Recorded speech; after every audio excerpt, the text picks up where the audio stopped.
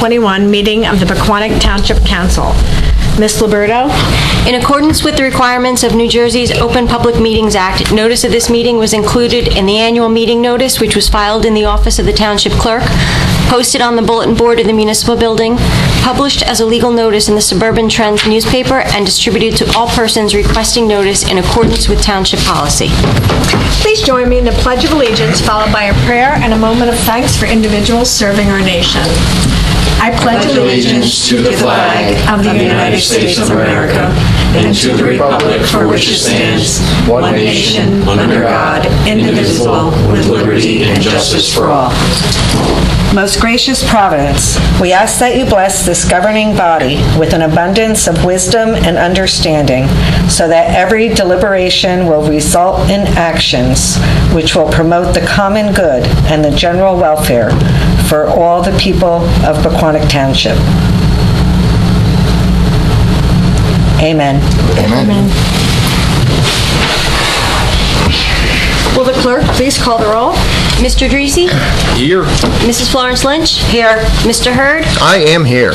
Mr. Cole? Here. Mayor Russell? I'm here. The next item on the agenda is presentations. Will you all join me down below so we can make our anti-bullying presentation? John's got a big book, just follow. Down below. Just fine. Smile away, boys, smile away. Ooh, I love that. So, one touch.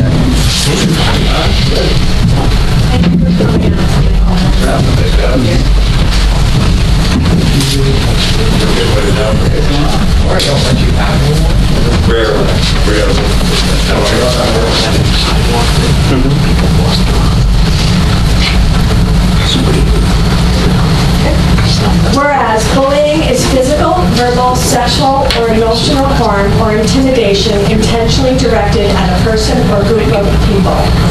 And whereas bullying occurs in neighborhoods, playgrounds, schools, and through technology such as internet and cell phones. And whereas various researchers have concluded that bullying is the most common form of violence, affecting millions of American children and adolescents annually.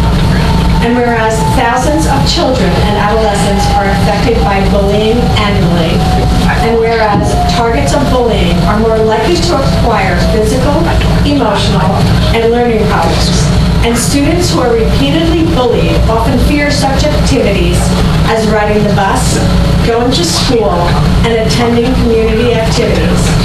And whereas children who are bullied are at greater risk of engaging in more serious violent behaviors, and whereas children who witness bullying often feel less secure, more fearful, and intimidated. Therefore, on behalf of the Township of Pequannock and its residents, myself, Mayor Kyle Russell, and the members of the Township Council do hereby proclaim October 2021 as Bullying Prevention Month in the Township of Pequannock. And schools, students, parents, recreation programs, religious institutions, and community organizations are encouraged to participate in a variety of bullying awareness and prevention activities throughout the month of October.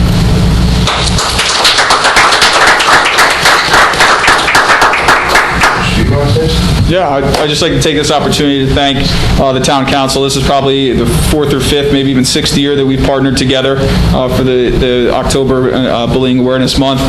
Next week, we have our Week of Respect in the school district, and we'll be doing a variety of activities. I know that each school does things a little bit differently. At the high school, John can speak for the middle school. At the high school, we have a lot going on. It's also our homecoming week, so we're going to be welcoming back all of our alumni. We're going to be honoring our veterans throughout the community and displaying our veterans wall that we're going to be kicking off at the high school, recognizing all the veterans who've served at the school.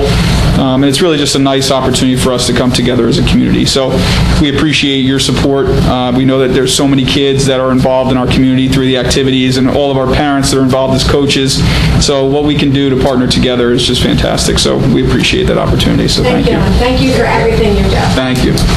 So I don't know if you wanted to talk about middle school. I mean, I echo everything that was said. In middle school, we have things like our 6th grade fun night, and our sixth grade fun night and our fall pep rally, where it's a way to bring the entire school together. It was a little challenging last year to do that, and you can only do so much through Zoom, but to be able to get everyone together, whether it's on the backfield or in the gym, it's a good thing, and it echoes a lot of everything that you just read. So again, thank you for your support. Thank you. One for high school. Thank you. Excellent. One for PV. And Mike, you'll take the rest. Got the elementaries covered.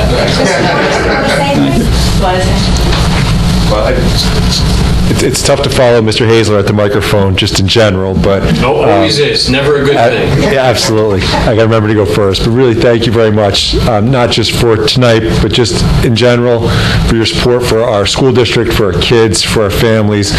And something like tonight, I think, is a really powerful message that we are together in this to try to provide the best learning environment, the best growth experiences, really, for our whole community. So thank you for your continued support. And really, thank you to my administrative team as well for implementing things to help support our staff, our students, and their families. So an awful lot of thank yous, and I think they're all warranted. So thank you again. Keep up the good work.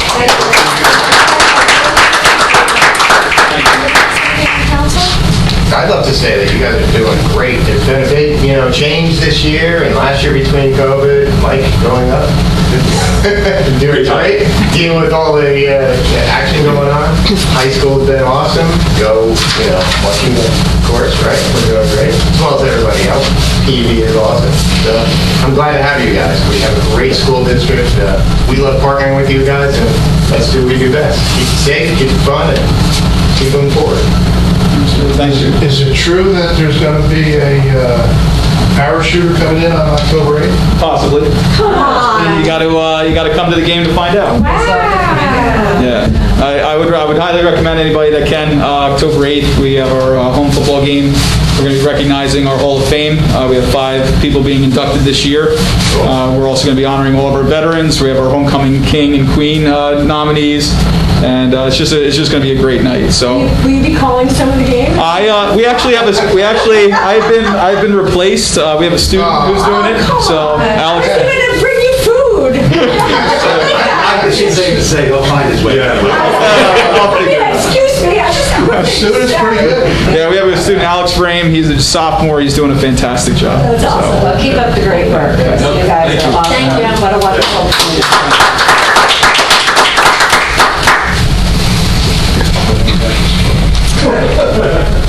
Thank you. Thank you. Good to see you. Thank you, Brad. Good to see you.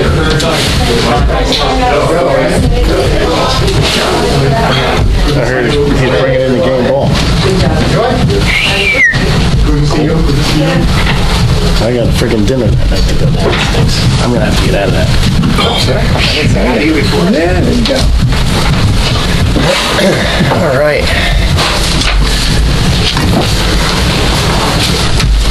At this time, are there reports or comments from any volunteers serving our community? I don't see anybody. Moving on. Oh, poor Frank. He already told me. I said, oh, Poor guy. he's good. Frank Spazzieri, 35 West Franklin Avenue. I am the Vice Chair for Open Space, and I'm going to hand out some paperwork here in regards to a project that Open Space is working on. I think Adam's aware of it. It's in regards to some fencing that we need on an easement that we have with the water company. So Ryan will explain a little bit more about it. I don't want to get too involved in it in public, so I'll hand these out. And then- If you could actually hand it to Michelle, she'll record it throw and it hand at it us. out. Thank you. Okay, Frank. Thank you, Frank. Thank you, Frank.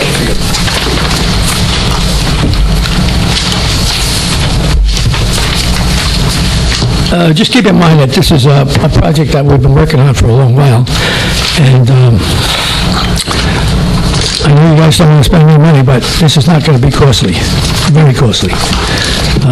So just, when Ryan explains it all to you, I'm sure you'll agree, and if you can agree, I would like Ryan to let me know what the outcome is. And we would like to proceed this to be done before the snow flies, if that's possible.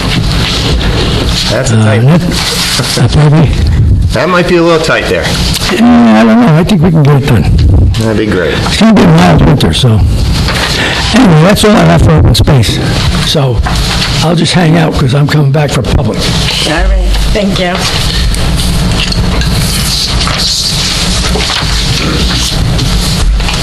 The next item on the agenda is public comments. This public comment period will be limited to a total of 30 minutes. An additional period for public comment is reserved later in the meeting.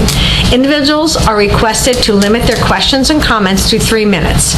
If anyone wishes to address the council, please wait to be recognized to come to the microphone and provide your name and address for the record. Frank? Oh, that was quick. Seems how he doesn't want to come up, so I guess I'm the only one. Anyway, Frank Spazeri, 35 West Franklin Avenue again, as a citizen of the town. A couple of questions I have that I guess I should have saw you earlier, but do we still have a street sweeper in town? We do. Is it operable? It is. It is. Not to complain. But since they put the curbs in West Franklin Avenue, never seen that truck down West Franklin Avenue.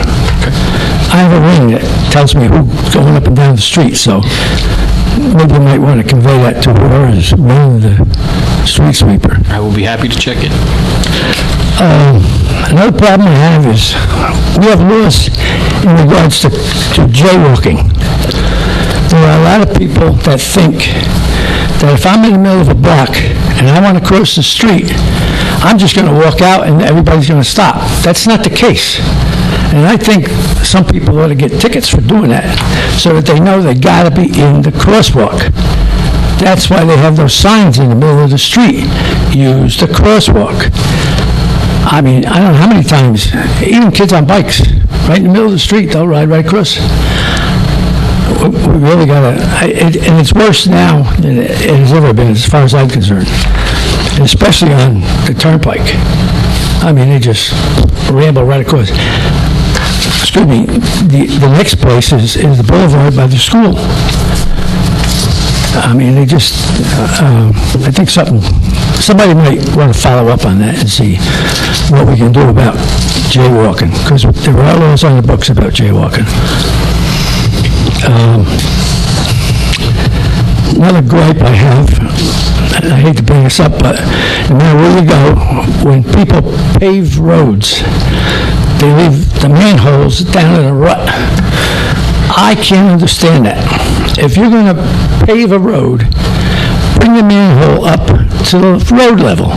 And if you can't, then get some other device that's going to raise the manhole cover so that when you're going down the road, you don't hit that pothole, because it is a pothole. I mean, I don't know where you go. Any town. I don't care where you go. Lincoln Park, same thing. They just did that road over there, and the manholes are down lower than the road surface. That's crazy. I don't know whether it's we don't want to spend the money to raise the manholes. Is that costly, more costly to do? I'll ask you, Adam, because you pay the bills. I don't know what the costs associated with elevating the manholes are, but I attended the pre-construction meeting for the West Parkway project, and elated to hear that there will be 1-inch risers added to the manholes to elevate them on that project. Good idea. That's being done for that reason. The crowning, there's a lot of engineering that goes into the resurfacing process. Yeah. On that project, though, you'll be happy to, when it's completed, hopefully the manholes will be at an acceptable level. I'm not big on the road in town, we don't have it though, right?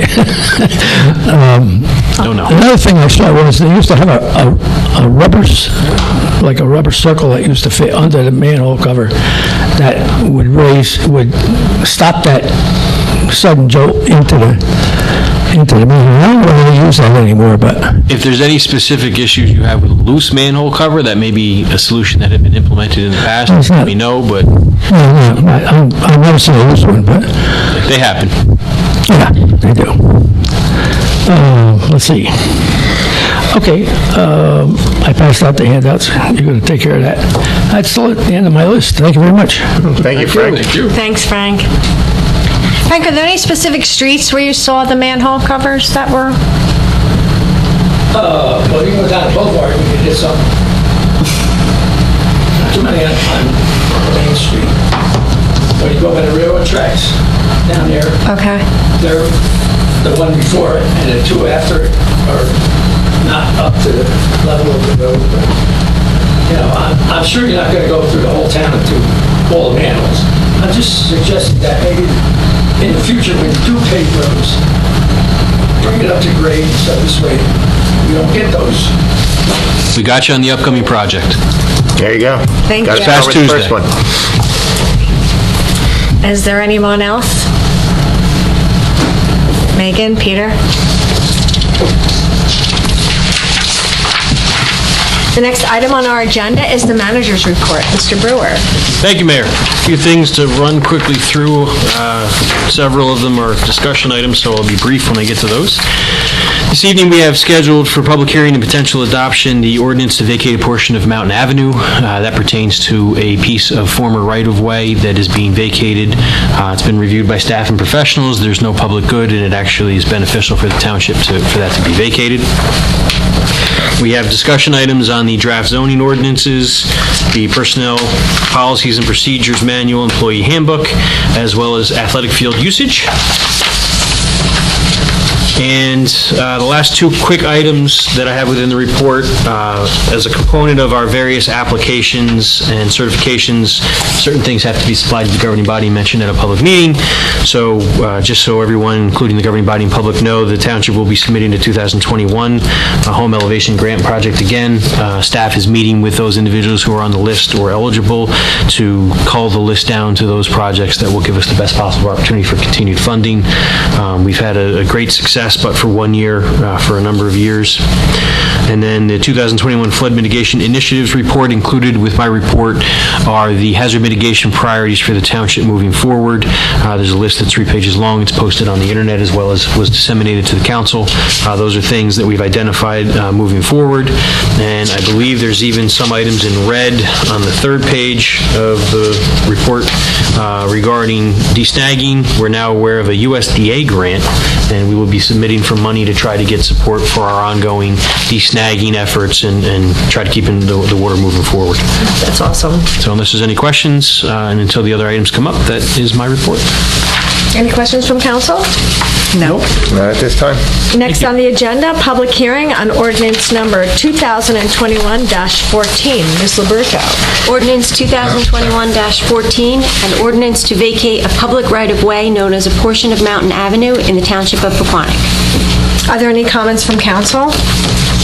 Nope. I think it's a great idea. Is there a motion to open the public hearing? I'll make that motion. Second? I'll second. All in favor? Aye. If anyone in the audience has questions or comments on this ordinance, please come to the microphone and identify yourself for the record. Is there a motion to close the public hearing? I'll make a motion to close the hearing. May I have a second? All second. All in favor? Aye. Is there a motion to adopt this ordinance? Go ahead. I'll make a motion to adopt ordinance number 2021-14. I'll second. Roll call, please. Mr. Dreese? Yes. Mrs. Florence Lynch? Yes. Mr. Hurd? Yes. Mr. Cole? Yes. Mayor Russell? Yes.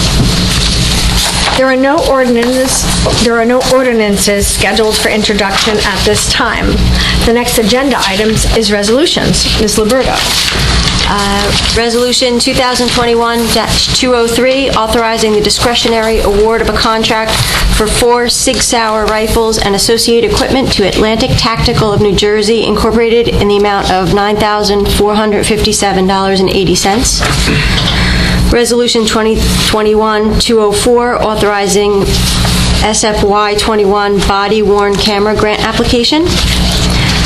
205, authorizing cancellation of the 5-year special emergency for COVID revenue losses in the current fund in the amount of $185,000. Resolution 2021-206, authorizing execution of an agreement with the Morris County Pricing Council to renew membership for the 5-year period beginning October 1st, 2021 through September 30th, 2026. 2021-207, canceling grant fund balances. 2021-208, authorizing cancellation of outstanding checks. 2021-209, authorizing release of deposits for construction in a township right-of-way. 2021-210, authorizing tax office refunds, overpayments, or cancellations. And 2021-211, approving payment of the itemized claims as set forth on the September 23rd, 2021 bill list. Are there any comments from council on the resolutions? No? Is there a motion to adopt these resolutions? I'll make a motion to adopt Resolution 2021-2003 through 2021-2011. Is there a second? A second? Roll call, please. Mr. Dreesy? Yes. Mrs. Florence Lynch? Yes. Mr. Hurd? Yes. Mr. Cole? Yes. Mayor Russell? Yes. Next item on the agenda, items for discussion. Mr. Brewer. Thank you, Mayor. At the last council meeting, there was a presentation on the draft zoning ordinances, which are one of the principal items for action following the adoption of a new master plan. During the discussion, there were some questions that were presented that weren't answered in a way that I would hope that they would be answered. So as a follow-up, I just wanted to report back to the council that there were questions specifically about the AG zone, which is an agricultural zone located on Jacksonville Road and Beaverbrook, or whatever we call it in Pequannock Township. The question that came up was why are some there are two questions really that were principally answered that weren't adequately answered. The first was, why are there some farms in the AG zone and some farms that are not? And the other was, is the underlying use that is currently zoned, which is residential, going to persist? So I'll answer the second question first. Yes, the underlying residential use will persist. The AG zone that was presented and discussed at the last council meeting included those properties which were previously R87.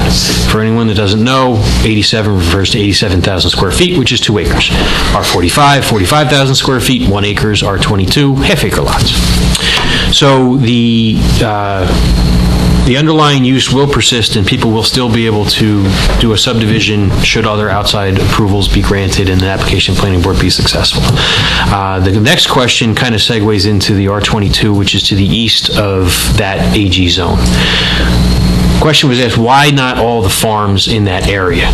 Because from a planning perspective, that makes sense. So the staff went back and looked at it and said, yeah, that makes sense. In addition, there were some lots that were previously, or currently rather, are split zone, meaning the zone line goes through the lot.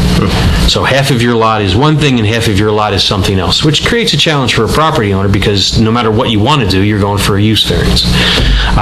So what staff has done, and we don't have new documents to the governing body yet, but I did want to report back, we've revised the zoning map to eliminate the split zone lots because that doesn't make sense.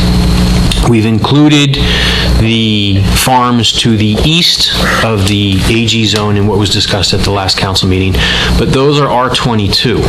So we don't want to include them in an AG zone because that would then put 2 acre zoning on them as opposed to half acre zoning. So what we've created is an AG1, and now we have an AG2.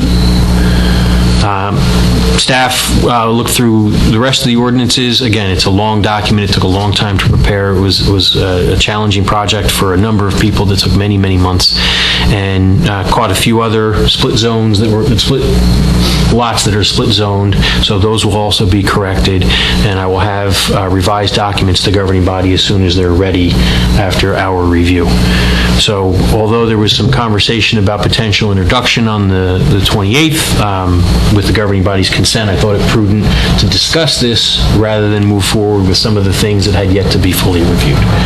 So I'm at the council's direction, how we want to proceed from here. Obviously, I'll get the new documents, the map, the ordinances, everything to the governing body for review, and then we can proceed from there. So the next council meeting is the 12th. Will those new documents be ready prior to that, or?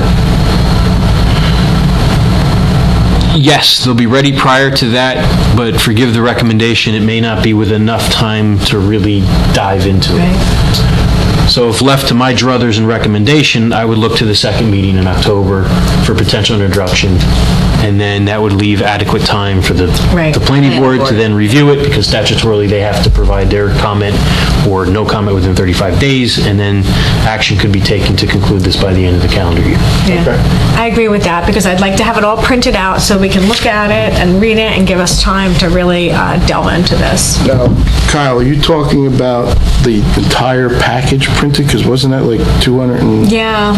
But I think we need to read the entire packet. Okay. And we'll have that in hard, we'll electronically transmit it to the governing body as well as hard copy placed within your mailboxes, so you can read it. You mean actually read a bill before you vote on it? Yeah, this is what we're doing, John. Welcome to Pequannock. I'll take the electronic version now. Yes, I'm good with that. I think we were hoping to get more questions with I'll take a hard copy. the last meeting, but Adam's been very good about answering everything, and I'm sure everything's fine on it, but I think 5 more eyes can't hurt. An example being what was found at the last meeting, because we've been working on this for so long. It was something that was picked out and will be improved, and it'll be better documented in a better ordinance. And of the legislation that's adopted, this is an impactful piece of legislation. Yes, so this is not, make it easy. there are certain things that we need to do for compliance with DEP requirements for feeding of waterfowl. Not that that's not an important ordinance, but by comparison, this is a little more important. Right. Yeah, no, I think that's good. Gives us all time to look at it, read it, And I'll give everybody a hard copy whether you want it or not, just because you may decide you want to check something. It's easier to do it all at once. I'm going to start my fireplace with it, thank you. Good kindling. Or recycle. Next item for discussion, if it's all right. Go ahead. Is the personnel manual. So the Township of Pequannock has an insurance provider, and we have something called EPL, POL insurance, which is public official liability and employment practices liability. As a result of that, there are required policies that the township has to have in place in order to be compliant, which means they will insure us if there is a claim. If the council, we have some new members of council, but in 2018, a manual was adopted. They really like you to do it every 2 or 3 years. They came out with a new model.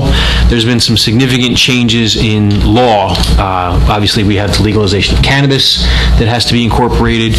We have a new law that places certain requirements on public entities with respect to domestic violence victims and staff members, how that's to be handled. There was a significant change in statutes of limitations and liability for public entities on issues of abuse with minors. So that has to be addressed. There's a complete new chapter in that. I provided the governing body in the packet as well as on the website a draft of the manual.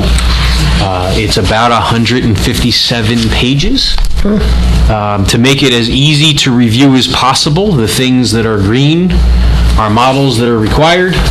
The things that are yellow, of which there are a couple, are things that have germinated over the last 2 or 3 years that we feel would be beneficial to include as policies, and the things that are red have been eliminated.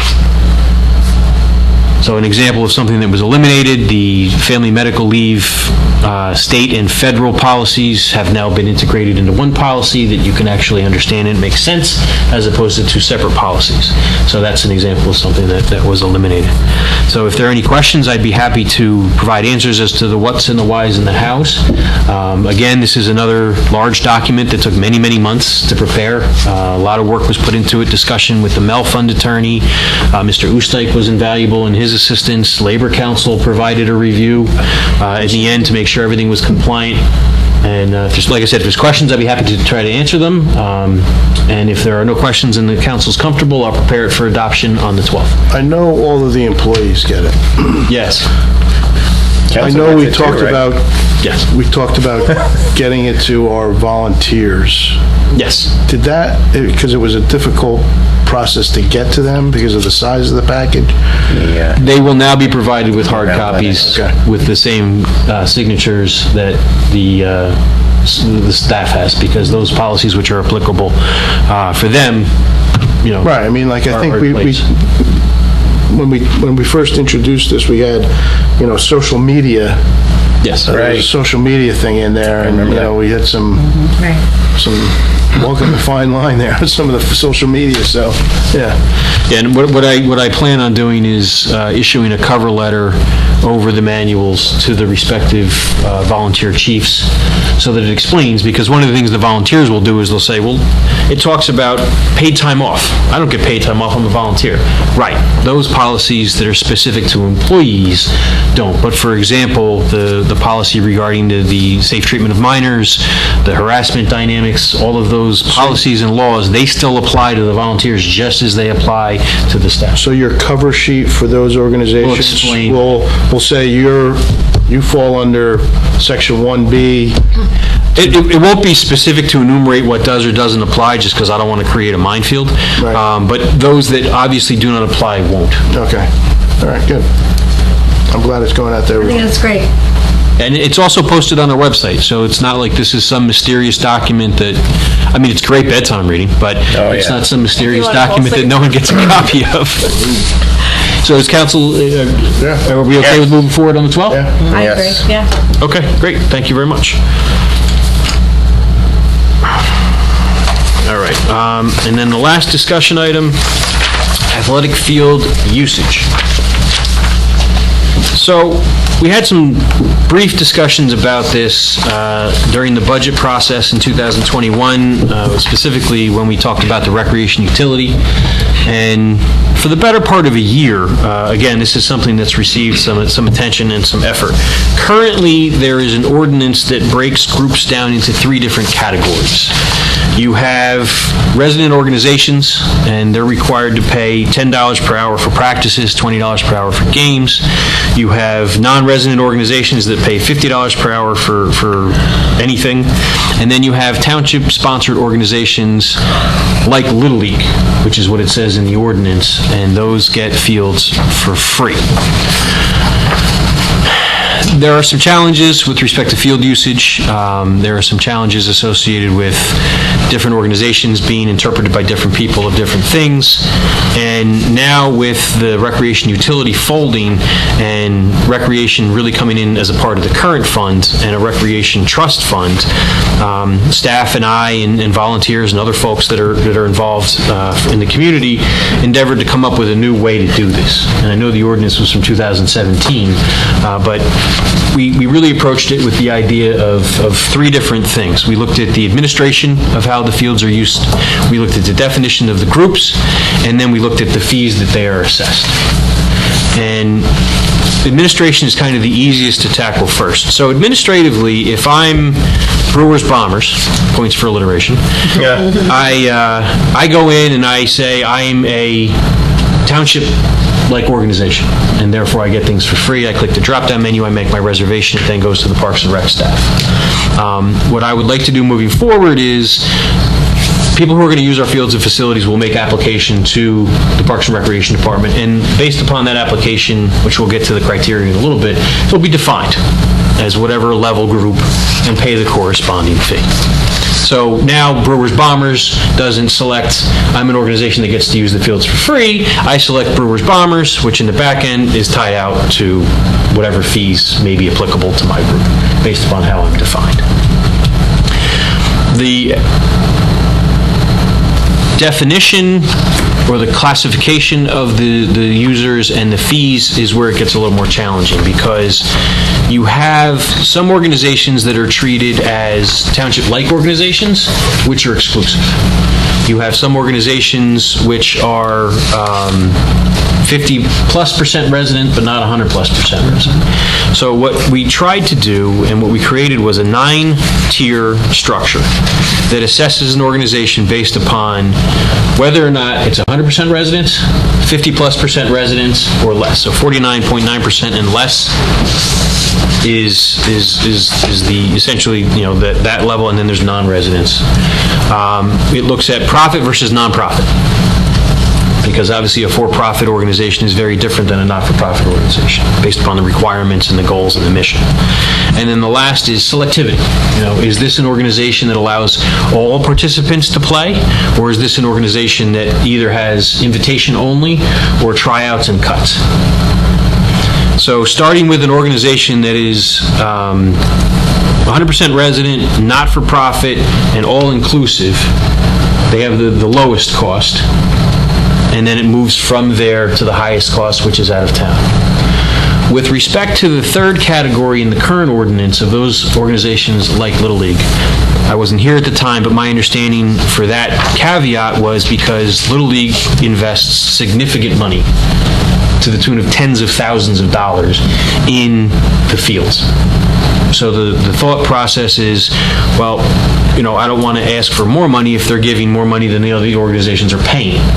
So what's recommended moving forward is to have a unique agreement with Little League to cover a span of years. So in essence, everybody pays. And Little League, will remain a carve-out, and through a mutually negotiated agreement authorized by governing body, a resolution, the whole way we do all agreements, there will be terms articulated of, this is what will be paid, this is what will be done over a period of years, or this is what will be paid to the Township of Pequannock. Because although parity is a very hard thing to accomplish, the goal was to try to create a structure where everybody paid a little bit. But again, you need to acknowledge that a 100% resident organization is paying property taxes versus an out-of-town organization. Right. So they shouldn't be hit over the head. So, by way of example for the audience, which may not have documents that are on the website, 100% residents practices, 100% residents, not-for-profit, non-selective practices are free, games are $20 an hour. And then it goes all the way from there where an out-of-town group would pay $55 an hour for practice and $65 an hour per game. Within the governing body's packet, there is an estimated field revenue sheet. What we did was we took 2018 field usage, because that's the most recent normal year, and we applied the rates that are in front of you, as well as many other rates. We did a lot of tests to see where this would fall, to come down with the projected revenues based upon the 2018 usage, which is the best we have. Now, candidly, and for the benefit of the conversation, organizations that weren't paying anything, I've been told, would reserve a lot of fields and sometimes not use them. And I would get specific complaints from residents about, I tried to reserve Hillview 1, and I was told it was reserved, and I drove past it 7 times on Saturday going up and down the turnpike, and nobody was ever on. Well, I suspect that the part of this is if you don't have to pay for something, it's easy to reserve, and if you don't need it, you don't worry about it. Versus if you got a little bit of skin in the game, then you're a little bit more sensitive to the needs of the rest of the community, and you're not going to waste. This is something that would be implemented by ordinance. So I'll stop talking in about 30 seconds, and if anybody has any questions, I'll try to answer them. If the council sees fit to move forward with it, it'll be prepared in ordinance form for subsequent introduction and potential adoption. I would imagine that we're going to require them to provide us a 501c3 to prove that they are a not-for-profit. Yes, within the ordinance, the definitions will be, because one of the challenges we have with the current ordinance is there's some interpretation that varies. So the definitions will be specifically included in the ordinance, and yes, to be a nonprofit, you'll have to be a 501 something. There's a variety of 501Cs and Ds. And like you said, they'll have to fill out an application, prove what they are, if they're categorized differently. So that'll all be fleshed out, and I'm sure you got input from all the... I spoke to a lot of different organizations. I've met with a lot of different people. There's been a lot of conversations. The feedback I got for the people who are paying less now and maybe a little bit more was, on a whole, look, we don't want to pay a lot, but we recognize that there has to be some cost and an element to this, as long as we're not being singled out and we're not the only ones. Right. There's some element of fairness to this, which I said is always hard to accomplish.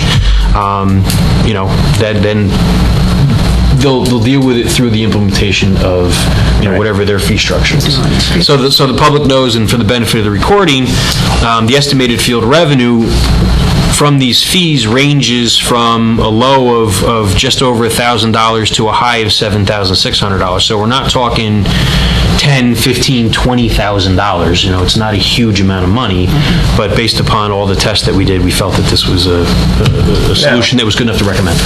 With that said, there is a cost involved for upkeep fields. So unlike Greenview Park, where we might just cut the grass in certain portions, when we're talking about fields or Hillview, we're cutting the grass, we're seeding it out every year, we're lining it, we're watering it. Dragging the fields, lining the fields. There is cost involved, so this is to offset the cost. Correct. And with that said, if a group of kids go and bring a wiffle ball bat and jump on one of the fields, we're not going to kick them off. No.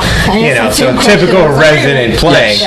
But if it's a structured game or anybody else, if it's a league with websites or promotions and uniforms, and they're going to be regularly using the facilities, that's one thing. Groupers. I remember as a kid, I played baseball and football. We once got chased off the equivalent of Washington 1 in the town that I played in, and the comment from the guys in the public works department was, "Go play on the less good field. You can play, but don't mess up the good field." Yeah. I'll always remember that. So no, the pickup games, of course, are encouraged. It's great to kids to play on and use the fields. So we're talking Washington Park, Greenview Park, Hillview? Everything that is currently in our inventory that we currently charge for. There's no change in adding or removing fields. Everything that we currently charge for will just have this new rate structure. Because I believe the field at SJG was paid for by the township. Okay. So. Yeah, anything that was a change of that wasn't a component of this. So whatever we currently charge for will continue to be charged for, just with a different definition of groups and user and a corresponding rate schedule. Sounds like you did a lot of work. I think it's a great idea. Yeah. Thank you. Now, will there be an avenue for somebody who is deemed to be something and they think they're something else? Yes, they will make application to the recreation staff, and then they'll be selected. And by way of example, I know there's been some discussion in the past with an organization that was not defined as a not-for-profit. Well, now we have incentive. If they want to go become a not-for-profit, that makes a lot of sense. Right. Then there'll be the benefit of a higher tier and a lower rate. Well, so if before that they're in the process of getting it? well, it'll be by ordinance that they have to be it. Okay. I would say they have to get it. So Okay. yeah, because I put a lot of checks in the mail. I think it's great. Sounds like you spent a lot of time on it. Thank you. Yeah. Needed to be done. How do they figure out the schedule? Because what if you get an out-of-town team that comes in and says, well, I'm taking up all the fields and then there's not enough fields for residents? Can you schedule them like only a week in advance, 2 weeks in advance? There are parameters on who can schedule what and when. Washington and Little League is a little bit different. So there's prioritization and everybody works with the staff in that regard. So yeah, the goal is not to have one group gobble everything And up. residents have priority. Correct. Yeah, right. And it opens up to, let's say, Little League earlier than anybody else, so we can reserve our field for playing as well as practice and stuff, and then it goes in a general public after that. So residents do get the first shot. But yeah, because just out of town just seems like it's kind of cheap. I mean, is that corresponding with other towns around us? Is that kind of the fee? It's more than it is now. But with the goal of working with some of these other organizations and the prioritization, I think we're still going to have some out-of-town usage, but it's even as it's less now, it's not that significant. More frequently, we have some fields being utilized by out-of-town groups when there's a reservation made under the name of an in-town group, which is an enforcement issue, and again, will be aided by the selection of the group and everything else. So then that group, whatever that is, should get booted off the list for the year, and groups that schedule fields and don't use them for big blocks of time should get booted off the list for a year. We'll But take they're care paying of for it. them now. We'll take care of For it. them now. So they won't schedule big blocks of time. Or it'll cost them to schedule big blocks of Yeah, time. but $20, big deal. Per hour. Yeah. Okay. Got a lot of games. Fair enough. I mean, it's 161 games, it's a lot of money, but yeah, I'm playing that. I can't watch that. We'll start it in town. So I think you should go ahead and write this up. All right, yeah, Anybody can else? I prepare this for introduction? I think it's great, yeah. Do you Okay, like it no, it's for good. Very good. introduction? Yes. Good. Okay, I'll prepare for introduction at the meeting on October 12th. Thank you all. Thank you. There are no reports or notices. Next on the agenda is council reports and announcements. Councilman Derisi. I actually attended my first Shade Tree Commission meeting last night, and there wasn't many people there, but I guess the one question they have, one question and a recommendation, one question they have is supposedly there was an ordinance passed a little while ago, I'm not sure when, that's saying that all tree companies in Pequannock have to be registered with Pequannock? Yes. Yes. And the question was, who enforces that? Police department. Okay, do they know that? Yes. Okay. I will let them know that. And I believe we all got something in our sewer bill saying that... Tax bill. If you do hire someone, it's going to be... Your phone? Okay. All right. So that's that. And then they also recommended they don't know how to go about it, but just getting more awareness of planting trees, more respect for trees, etc. Along with maybe a tree commission, like if somebody wants to cut down trees, they kind of got to ask permission and maybe get a permit, maybe not, no cost, but just so people just can't go clear cut their yards. Because right now, I don't think there's anything in place that's saying if somebody wants to just go take down 20 trees, they can. Am I correct? You are correct. Correct. So I think what I asked them was, do a lot of surrounding towns have the same ordinance? And the answer from them was yes. Most towns have something. So I asked them, get me a list, because if most towns are doing it, it's probably not a bad idea, just so, people can't just go take down whatever they want and say, oh, by the way, I'm sorry. It'll be a debate. But if it's, I was going to say, Some people feel that their property, their trees. their property, their trees. I get it, I understand, but just one of Other towns do regulate taking down trees on And we are Tree City, USA, right behind you there. Yeah, it's the plaque on the wall. They can take them down. They can get a new one for free from the tree. Yeah, but the problem is nobody does that. I don't know if they're not aware, but just creating more awareness of I this. think that's something the committee can do. Because the thing I brought up is a lot of trees that come down are the ones that the utility company hacks up. So do you have a tree that doesn't grow as big? And they said yes. They have a number of options. So And then next, I'd just like to give a shout out to the Grand Marketplace and Heidi for putting on an awesome street fair. Yep. And also thank you to the town, especially the DPW, for helping them out, keeping it clean, all that kind of good stuff. I think it was a great day, but also it was a great event because the town and I guess Heidi's team worked together. So thank you. Thank you. I'll pass it down. Please. Councilwoman Florence Lynch? Yeah, I just have one thing. The Economic Development Committee met. They had a couple of guys come in from FinCredit, which were the ones back in 2014 that launched that property tax reward program here in town. We went through some reporting statistics, which I just shared with Adam tonight, and if we want to circulate that to council, we can do that. I just wanted Adam to take a look at it first.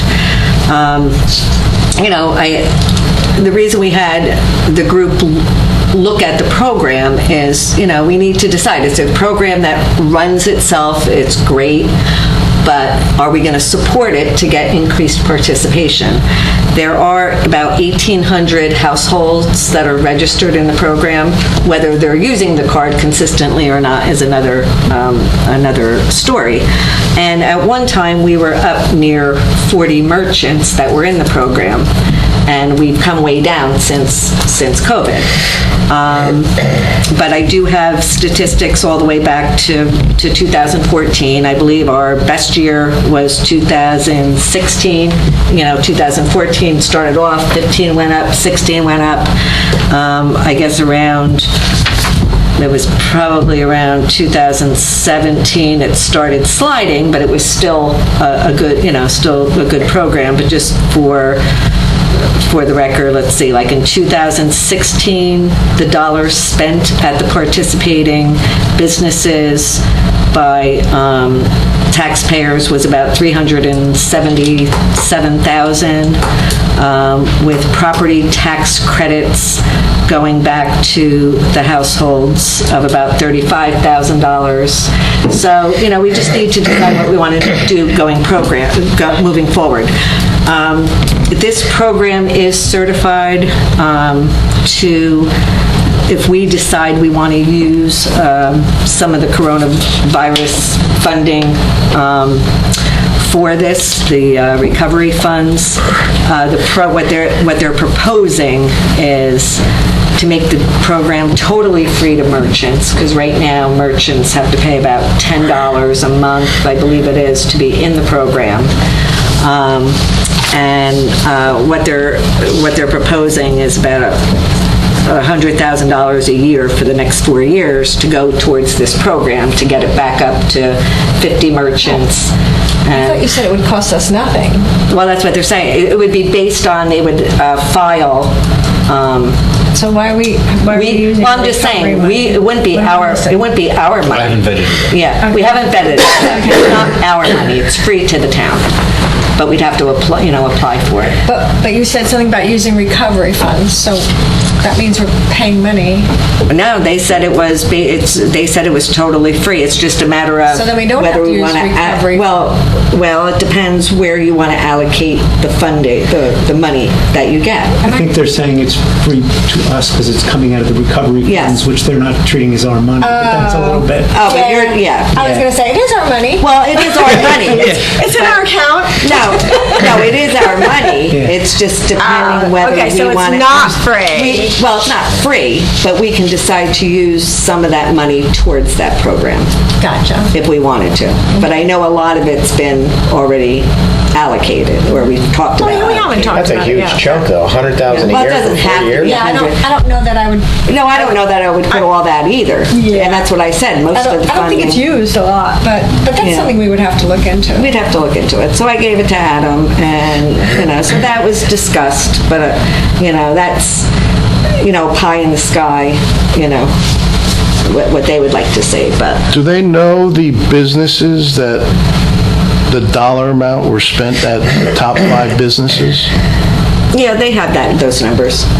So I'd like to know what their business was from 2016 to 2021. I guarantee it didn't drop. I think people are still spending their money there. Right, exactly. Just not using the card. Not using the card. Yeah, this is based on the card usage. So we just have to decide whether we want to allocate any of our money from the relief fund to that. That's all. But that's it. Councilman Hurd? Thank you, Mayor. First, I want to echo what John was saying. Street fair was great, and Heidi did a great job. I mean, dealing with everybody and getting all the vendors in their positions is a bit chaotic, especially in the morning, but it was great. A lot of people. I think they said 15,000 people showed up. And beautiful day. It was a perfect day. And the Zeppelis were good, just so you know. Let's see. Riverwalk. So my open space committee, we were talking about Riverwalk. Frank talked about it before. It's been a program that we've been working on for a very, very long time. We're a little bit farther. We're almost connecting all the dots, which is great. I apologize for the interruption. The items that were passed out by Mr. Spizzeri are the subject of a contract negotiation for the acquisition of an easement, which should more appropriately be discussed in closed session when we're ready. So it's a great program, and we're almost through connecting the dots. That's what we spoke about at Open Space. Let's see. Kudos to Pequannock Township Marching Band. We got second last Saturday. They did phenomenal. They only performed 3/4 of the show, so we still have another quarter. This Saturday, we're at the Yamaha Cup. We go on at 6:15, and that's at Giant Stadium. I know they call the stadium something else now, but it's always Giant Stadium to me. So whatever you want to call that stadium, Pequannock Township Marching Band will be on the field marching their heart outs and playing their heart outs at 6:15. Tickets are available from the marching band, and that's all I have. Thank you, Mayor. That's awesome. Councilman Cole? Thank you, Mayor. On 9/9, Company 2 had their meeting. Just a reminder, on 10/21, they're having their fish and chips dinner. I believe it's like from 5 to 8. You can get me a ticket to that, right? Yes, I can get you tickets to that. They're also having their cornhole tournament on 10/23 at PV Park. Company 1 met on 9/10. The following night, they pushed their meeting back a week because of the holiday. Their beefsteak is on October 16th, and it's being held at the Bloomingdale Fire Department. Bloomingdale Fire Department. Right? Yeah, I guess the Bloomingdale Fire Department's like in the beefsteak business. So. Supposedly, they do a Yeah, they great do job. a great job. And it's one fire department helping another fire department. Yeah. So. No, I like it. That's always a nice thing. Yeah, so that's on 10/16. That's a Saturday night, the Saturday night of the hoedown. So that'll be a busy day. And then Councilman Dreese and Councilman Hurd said the street fair was a beautiful day. The weather was great. You couldn't ask for better weather. There were a ton of people there. Unico was really rocking it out. I had to eat my sausage and pepper without bread because they ran out of bread. Oh, wow. So, but it was very nice. It was a well-attended event. So, and that's all I have. Thank you. Awesome, thank you. I don't have much. Planning board met. We discussed a generator for Chilton's place over on 242 West Park. Yeah, 242 West Parkway. Other than that, street fair, great turnout. I want to thank the Pequannock PBA for a wonderful golf outing that we didn't make today because of rain. But we did go to the dinner. It was very nice, and that's it. Next on the agenda is public comment. If anyone wishes to address the council, please wait to be recognized and come to the microphone and provide your name and address for the record. Yes. I'd like to come up. Yes, of course.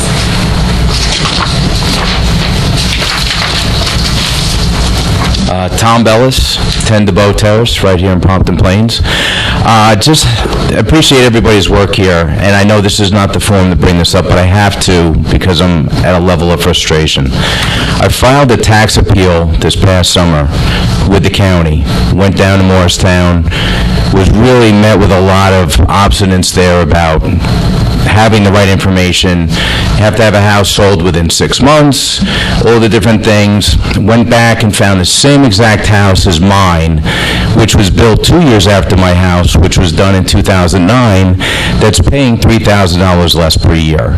Now, I know when you say, well, you try to get a comparable house, it is the same exact house, built by the same exact builder to the same exact specifications.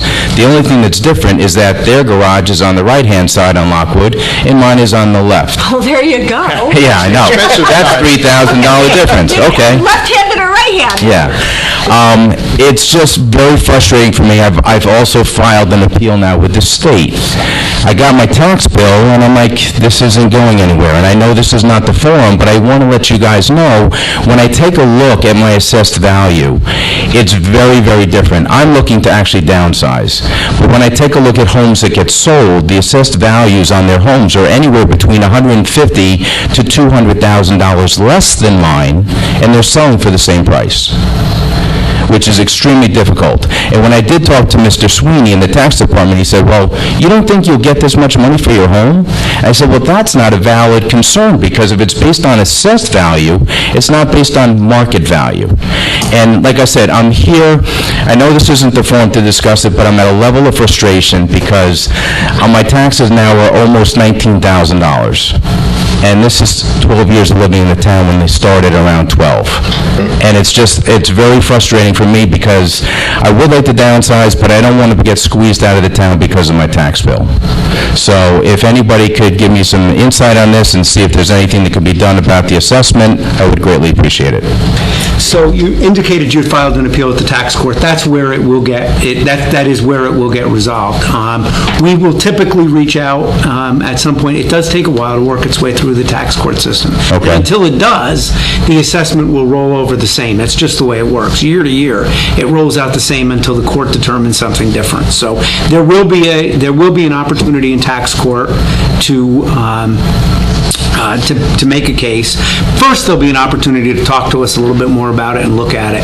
I can tell you, we'll spend a little bit of time talking about the process, and this is hard for people to understand, but we don't compare assessments. I get how it's logical to compare assessments, and what you're doing makes perfect logical sense. You look for the same I thought I was the only one. and you say, why is their assessment this way? And that was part of the frustration at the county board, because they kept telling you, you don't compare assessments. And you don't. I don't know what, that's not the way the system works. It is based on market value. So I think the easiest way to explain it is maybe the other house is too low.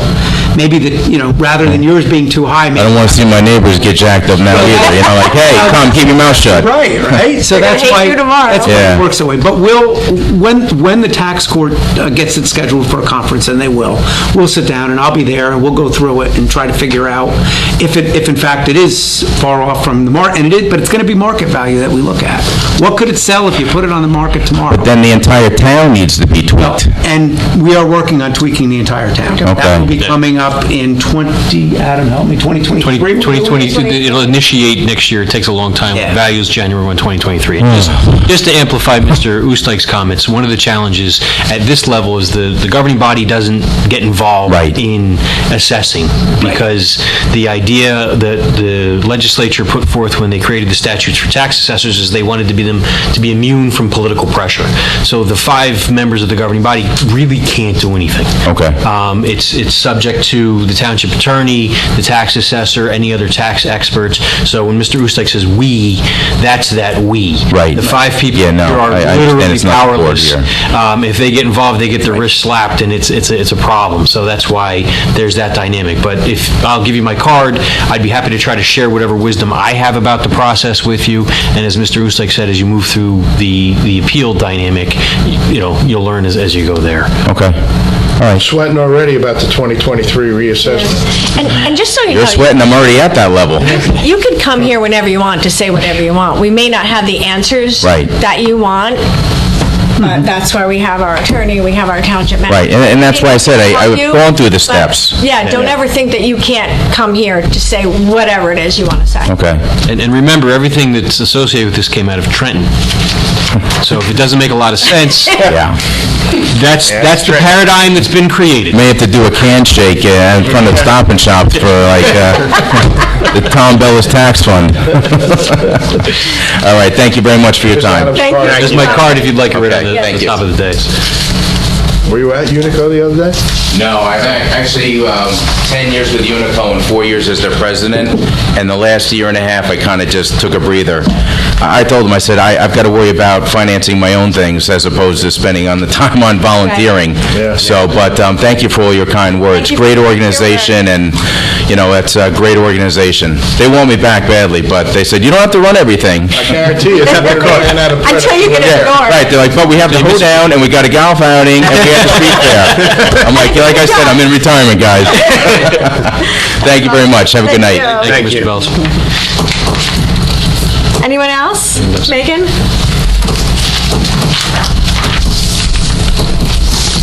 Hi, Megan Dempsey, Della Avenue, Hampton Plains. I just had a quick question for Mr. Brewer. What is your address? 10 Della Avenue. Don't really like that getting out right now, but there it is. So I had a question for Mr. Brewer about the field usage fees. So you referenced organizations that are 100% resident, and I understand that we have some sports where we allow children from other towns that don't offer that sport. So would they still be considered 100% resident since we're kind of expanding to?